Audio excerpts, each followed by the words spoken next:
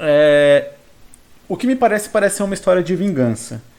E aí eu acho que nessa história de vingança dá pra gente trabalhar de um jeito interessante. Vamos lá.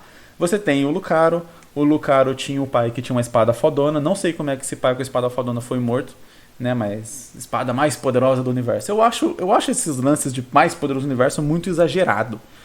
É, é, eu acho só, tipo assim, uma espada muito poderosa, uma espada sagrada, uma espada lendária, sabe? Tipo, usa um termo assim que eu acho que fica um pouco mais condizente com a história. Ainda mais se é uma história com um mundo místico, deuses e tal. Fala que é uma espada mística, uma espada lendária, é uma espada forjada pelos deuses, sabe? Assim, coloca o substantivo, mas o mais poderoso do universo eu acho complicado porque, enfim, eu não sei. Fica um negócio extremamente megalomaníaco.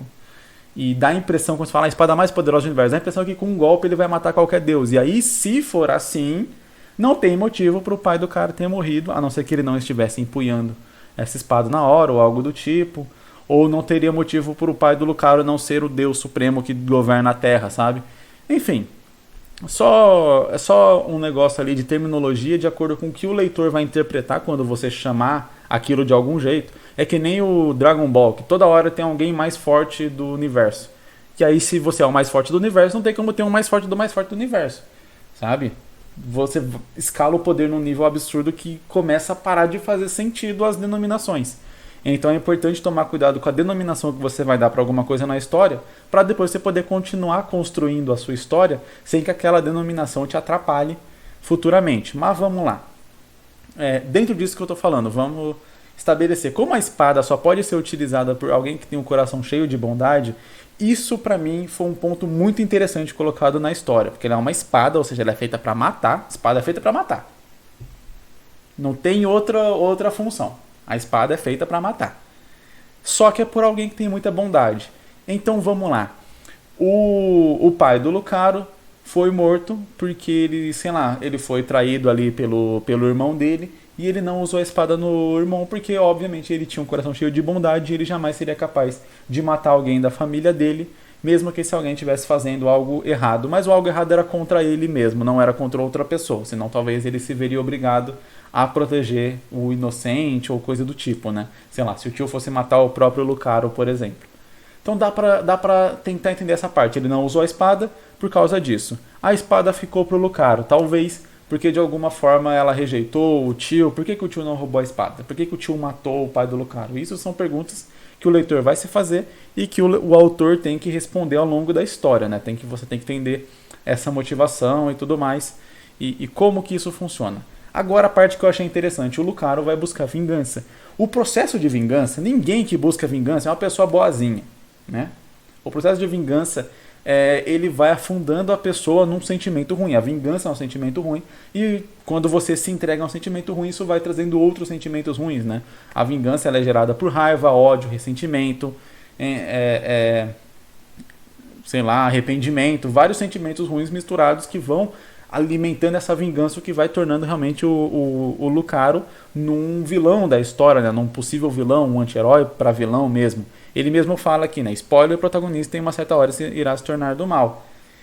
Então isso vai fazendo o Lucaro virar um vilão. E aí para mim entra um ponto-chave dessa história que ficou bem interessante, que é o lance. A espada só pode ser empunhada por quem tem bondade no coração.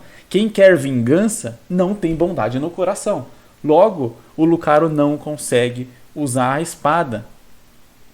E aí, qual seria a maior demonstração de bondade do Lucaro para que ele possa usar a espada de repente no final da história, né? Voltar pro final da história, poder usar essa espada para derrotar algum grande inimigo ou algo do tipo, algo assim. O grande gesto de bondade seria perdoar o tio dele. E aí é por isso que eu falei que preciso trabalhar muito bem a motivação do tio do Lucaro para que ele possa ser digno de perdão, digamos assim.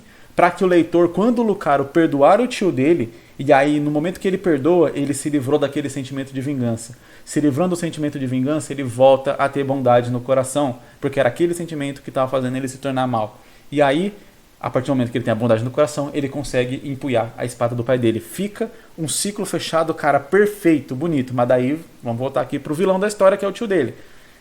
Para que o leitor aceite que o Lucaro perdoou o tio dele e consiga vamos dizer, se engajar com essa história, que eu achei foda, eu achei muito legal a ideia de ele perdoar o tio dele, e aí nesse gesto de bondade ele ser capaz de usar a espada, sabe? É, para que o leitor entenda isso e consiga aceitar essa situação e tal, o tio dele tem que ter alguma certa motivação para ter matado o pai do Lucaro, ainda que, beleza, foi uma motivação errada, foi um erro que ele cometeu, mas tem que ter uma motivação, tem que ter algum por trás, não algum por trás, tipo, alguém estava dominando ele, ou algo assim. Ele pode ter tido um momento de ganância, mas tem que ter uma motivação suficientemente justificável a ponto de que quando o Lucaro perdoa ele, o leitor meio que perdoe também e consiga trazer essa bondade. Então, ao longo da história, o leitor vai ter que fazer o mesmo caminho que o Lucaro. Leitor e Lucaro vão estar na mesma página. Eles viram o pai dele ser morto, eles, no caso, o Lucaro e o leitor da história, viram o pai dele ser morto, falaram, vamos se vingar desse desgraçado. E aí eles vão se vingando e vão. E aí a história vai desenvolvendo de modo que cada vez ele vai se afundando mais nessa vingança, vai mostrando o tio dele, construindo o tio dele cada vez como um FDP maior e tal, e vai construindo até que vai chegando no final. E aí o próprio leitor e o Lucaro chegam na mesma conclusão. Tem que perdoar esse cara. E aí quando perdoa esse cara, você tem toda a reviravolta da história de o Lucaro conseguir usar a espada do pai dele, ficar extremamente poderoso por causa da espada, derrotar de repente um vilão maior que apareceu ali no final. Afinal de contas, a espada tem que servir para alguma coisa, não é só para você ficar com ela brilhando bonitinho. Não é o modo Cube do Naruto, que ele usa como lanterna. Enfim. Usar isso aí e terminar e fechar, encerrar o ciclo da história. Acho muito, muito interessante. Bem interessante mesmo. Gostei, cara, gostei. Parece uma história bem clichê quando se dá a primeira olhada, assim, você lê e fala: ah, o pai dele foi morto, aí ele ganhou uma espada fodona do pai dele e ele vai buscar vingança, blá, blá, blá. Parece aquela história batida de sempre, mas não.